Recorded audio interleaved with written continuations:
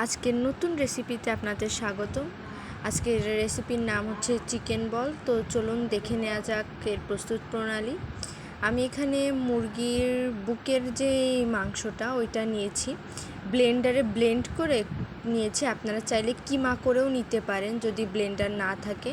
আমি ব্লেন্ডারে কিমা করে নিয়েছি। তারপর এখানে দিয়ে দিয়েছি গরম মশলা গুঁড়া, তারপর দিয়েছি এলাচ গুঁড়া, তারপর দিয়েছি গোলমরিচ গুঁড়া, তারপর হচ্ছে এখানে আমি আদা বাটা দিয়েছি, তারপর অল্প একটু রসুন বাটা দিয়েছি, আর এটা হচ্ছে ধনিয়া বাটা।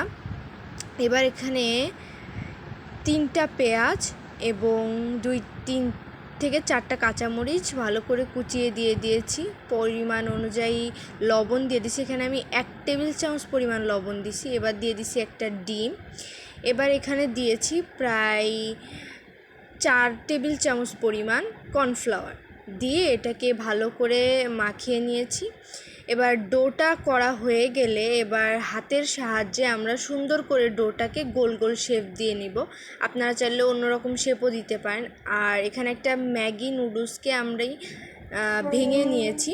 এবার যে ডোটার নিয়েছিলাম ওই ডোটা এই নুডলসে গড়িয়ে নিলে সুন্দর দেখতে, আসলে সুন্দর লাগবে এবং খেতেও অনেকটা ক্রিস্পি হয়। এভাবে আমি সবগুলো বল বানিয়ে নিব চিকেনের ডো থেকে। এই যে আমি চিকেন বলগুলো সব তৈরি করে নিয়েছি। এবার একটা প্যানে 250 ml তেল গরম করে তাতে আমি একে একে সবগুলো চিকেনের বলগুলো ছেড়ে দিব। এটা যখন হালকা লাল লাল হয়ে আসবে, ব্রাউনিশ কালার হয়ে গেলে আমরা নামিয়ে নেব। দেখুন কতটা লোভনীয় লাগছে আর খেতে অনেকই ক্রিস্পি হয়েছে। তো রেসিপি ভালো লাগলে আমাদের চ্যানেলটি সাবস্ক্রাইব করবেন। ধন্যবাদ।